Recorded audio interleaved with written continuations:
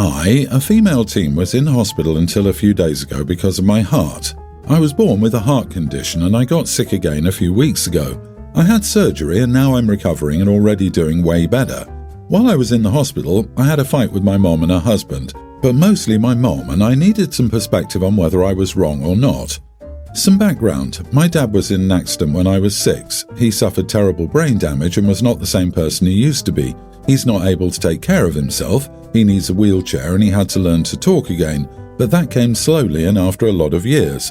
He's improved in recent years, but he's permanently disabled and he has a bunch of health problems that came from the accident.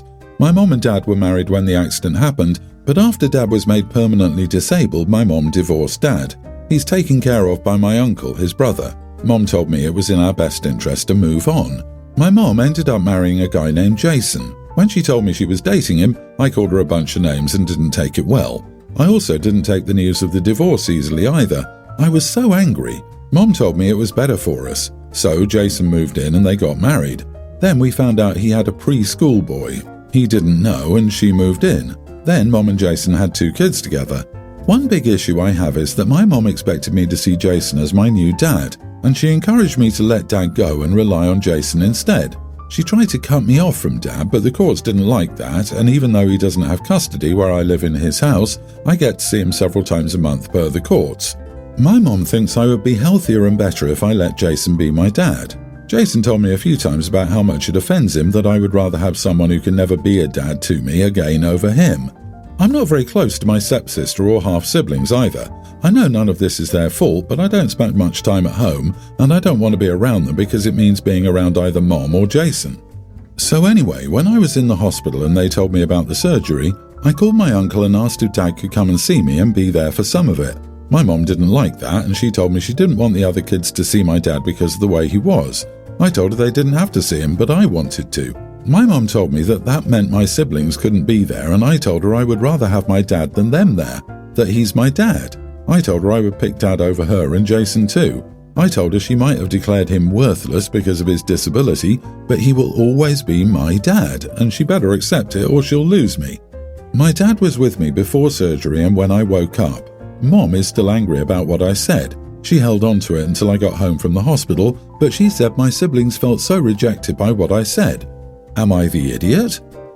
Not the idiot. Your mom is not a good person. Not only for dumping your dad, but for forcing Jason on you, who is also bad for forcing himself, but for also repeating what you said to your siblings and driving a wedge between you guys. That was messed up and cruel. Those kids should never have heard that. There was no reason. You're not wrong for needing your dad. And it's disgusting how she tries to erase your dad from your life for her own convenience. Your mom is on the road to losing you completely. Jason had better hope that nothing would happen to him, otherwise he'd be better prepared to be tossed to the curb like a broken toy like the first husband. You can't just disconnect your dad and plug in a new one. Your dad will always be your dad, whether he can act in a parental capacity or not. She didn't take the in sickness and in health part of her wedding vows seriously either. Yeah, your mom is horrible. It sounds like she has a disgusting attitude towards people with disabilities like they shouldn't exist. Try to make sure to not punish your siblings for how your mom and Jason are. They're really not at fault here, but you must be prepared for the possibility that they will be treated better by your mom and Jason than you. Get better soon. My 39 female daughter recently had her nearly adult birthday. My husband, 42, and I told her to pick a restaurant she'd like us to take her to for her birthday. She chose a seafood restaurant that we'd never been to. Looking over the menu, I saw that most dishes contained shellfish. There are a few fish entrees and some surf and turf, but there are only a couple of non-seafood dishes. Our son Teen is deathly allergic to shellfish. He also can't stand fish. There are only a couple of dishes there that he could eat. I didn't want to take him there because I knew he wouldn't enjoy his meal and worried about cross-contamination. I told my daughter that this restaurant wouldn't work and that she'd have to pick a different one. My son said that he would be fine just staying home. We could use the money that we would have spent on his meal to order him a pizza instead. My husband also insisted that since it was our daughter's birthday, she should be able to choose the restaurant, that our son would be fine at home alone with pizza and video games. But here's the thing, we can only afford to occasionally go out as a family. When we splurge on a restaurant meal, I want both of our children there. I insisted and my daughter chose a different place and we had a lovely meal as a family. But she's still a little salty that she didn't have her first choice of restaurant. Most people I've asked say I'm wrong. But again, we can only afford to go out every so often. Is it so bad that I wanted to do it as a family? My daughter still had a nice birthday meal. You are the idiot. If you were going to put parameters on her choice, you should have told her that beforehand. You seem more hung up on the fact that your son wouldn't like the food than his allergy. Your son's preferences are irrelevant. This is your daughter's day. He seems to understand that, but you don't. I get that you want to have a family meal, but all you've done is tell your daughter that she's not worth individual celebration. This could have been an excellent opportunity for you and your husband to have personal time with your older teen, a rare opportunity. Instead, you squandered that, created unnecessary conflict, and possibly formed resentment between your daughter and her brother. The son clearly would have preferred a night alone with pizza and video games, so I highly doubt his sister will resent him. It's not about prioritizing the son over the daughter because the son was okay with staying home. It prioritized OP's own wants over what anybody else in the family wanted. Essentially, you decided what you wanted was more important than anyone else, and would you look at that, you got what you wanted because your word is law. Screw the birthday girl's choice, right? You made your daughter's birthday about your wants. Why even pretend she had a choice in where to go? You dangled the illusion of choice before her, then overruled her for what you wanted anyway. I, 38 female, third-wheeled with my best friend, 39 female, and her new boyfriend, 40, on New Year's Eve. We booked an Airbnb and I put the entire amount on my card since only I have an account. This was the first time I met him too, so I know little about him and have barely interacted with him. Let's call them Andy and Anna. Afterwards, she paid her third somewhat quickly. I did have to prompt after 2 weeks. She said she was going to get her boyfriend's share and then forward that to me. I said okay, but I honestly felt like the right thing would have been for her to give me both their portions and then get payment from him. I would have done that, and my boyfriend, who didn't join us, agreed. I found out later that he got upset with her because he's frugal and she made it sound like it would be a lot cheaper. She chose the place, then told me which one to book.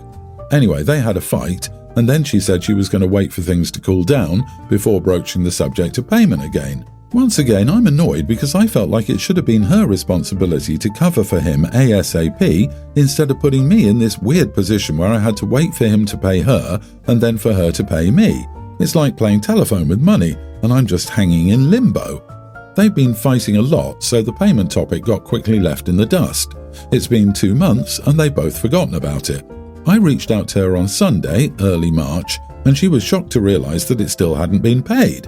I believe her surprise because she can be forgetful. I don't think she's intentionally ducking me. She said she talked to him this week and I thanked her. But honestly, I'm angry because they're a unit and I think his share of the payment was her responsibility to me. At our age, this etiquette should be a given. She doesn't seem to realize I'm an outsider being put in an awkward position. Instead, her point of view seems to be that we're 3 individuals with equal social distance from each other, so once she paid her own share, she forgot about how much he owed me. This would have been understandable if I was also friends with her boyfriend, but I'm not. It's been 2 months. When I owe people money, I set a reminder and pay as soon as possible. If I can't pay immediately, I take it upon myself to reach out weekly to say I haven't forgotten. In this case, I had to chase her down. So it feels like she put the onus of remembering on me when it should have been hers to carry. Also, she should have paid both their shares. There are some things that I am trying to be understanding of. Work is toxic to her, and she's been having health issues with an upcoming surgery next month. Not major, but still scary. She's also been fighting with her boyfriend. I'm trying to give her grace, but I also think this isn't cool. Am I the idiot if I ask her to just pay me with her own money and then figure it out with him on her own time? Not the idiot for telling your friend that you need to be paid and at this point you don't care by whom, her or him. But you are the idiot because you should have gotten the funds before going on the trip or saying something that weekend. Hey guys, why don't we settle the final balance now? You rented an Airbnb for New Year's Eve. He's not paying back what he already used. Boyfriend is 40, not a teen. At 40, who thinks they must explain to other 40-year-old adults that they have to pay their share? He just doesn't want to pay. Just eat up the money lost and rethink this friendship. You're correct, OP may have to consider it gone. It sounds like he's either hoping Anna will pay or he's hoping that it's just forgotten about and you end up paying for it. OP, their relationship is not your problem, so don't bother tiptoeing with her. Tell her to pay up. Where she gets it from is not your problem. If she refuses because she doesn't want to be the bad guy in their relationship, me, personally, I tell her to give me his number and I go after him and put some social pressure on him. Whatever. And if both relationships go up in flames over reneging over the deal, so be it. I have two much younger twin siblings, Ben, 19, and Zoe, 19 female. They don't get along and are always fighting. It gets so bad that my mom once secretly told me she regrets having more children. She was joking, I think. I believe they're both equally at fault, as does Mom, but our dad dotes on Zoe a lot and believes Ben is just a stupid delinquent. For context, Zoe is more well-behaved than Ben, and she's currently in college doing a pretty tough program. I'm very proud of her. She worked hard for it. Ben really doesn't want to go back to school and shuts down every conversation related to it. He's also a painter and is always drawing or painting. He's slightly stubborn and should be thinking more about his future. Not school necessarily, but ultimately it's his choice. Still, he can only survive on little part-time jobs for a while. Anyway, my parents invited my husband and me to dinner and we said sure. I could tell Ben and Zoe were fighting when we arrived, but they said nothing. Then we sat for dinner and Zoe announced that Ben had gotten a girl pregnant. My dad went red and wouldn't even hear Ben out. It all happened so fast, but Dad went into Ben's room and threw all his art stuff out the window. He even took his guitar and locked it somewhere in the basement. He also called Ben several names. I've literally never seen Ben cry like that. When Ben finally managed to speak, he clarified that it was just a scare. No girl is currently pregnant with his child. He's now locked himself in his room and hasn't even left to go to work, according to my mom. I'm so incredibly heartbroken for him. My dad doesn't care that he misunderstood because the scare is just as bad to him, and Zoe doesn't feel an ounce of regret either. She said everyone was saying it and she only brought it up out of concern. She thinks he deserves to have his things destroyed because he lives in a fantasy land. Because of this, I've stopped giving my sister money. I gave her a lot of pocket money to spend on herself as a treat. I do the same with my brother, but I've stopped for her. My mom gets it, but my dad won't stop calling me to yell at me for playing favourites, punishing my sister for doing the right thing and rewarding my brother for being a bum. I told him I wouldn't speak to him anymore, and he just told me he was disappointed. My husband thinks I should have talked it out some more, but I genuinely think they went too far this time. Some of the stuff my dad trashed was things Ben created almost 10 years ago, and the way Zoe smiled the whole time honestly creeped me out. Am I the idiot? Not the idiot, OMG, so many serious issues. Your siblings are lucky to have you trying to look out for them. You are in the right. Dad is playing favourites. I wonder if your brother is dealing with multiple issues. It can take men a little longer to find their footing in young adulthood. It isn't always a laziness. Your sister is a little meanie bully. She did that on purpose to hurt him. But this goes way too far. I wouldn't give her a penny until she apologises and changes her behaviour. Why reward her antics? My dad won't stop calling me to yell at me for playing favourites. Oh, that's rich. He's been spoiling his little princess for years, hasn't he? And been an idiot to his son the whole time too? Is your brother a bum? Maybe. Is living an art fantasy? Maybe. In this instant, though, nothing was his fault. But your sister is absolutely a spoiled and malicious little idiot. And your dad is, well, not a good parent. Zoe is just awful. I can understand a couple of 8-year-old siblings trying to get each other in trouble with mommy and daddy, but she's an adult. What a horrible human being. I hope Ben was able to rescue some of his artwork, even if it's not intact.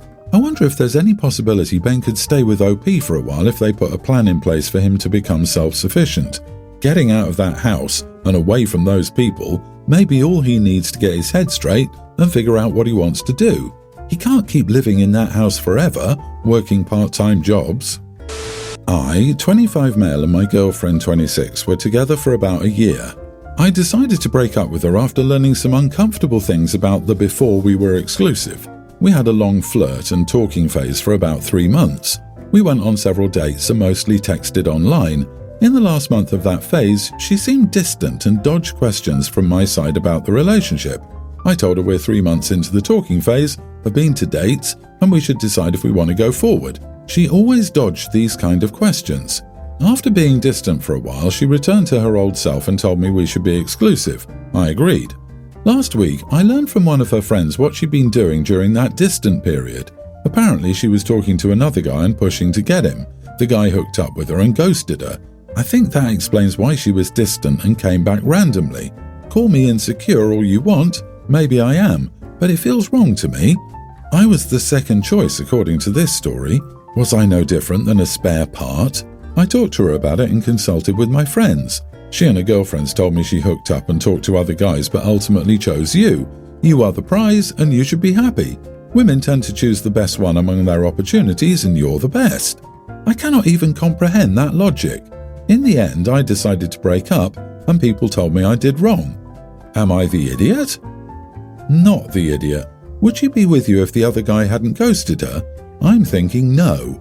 Your girlfriend and female friends are full of it. She didn't choose you. The other guy ditched her, so there was no longer a choice. When they said, "You are the prize," consolation was silent. This is why this long "we're not exclusive yet" thing that has become the norm invites problems.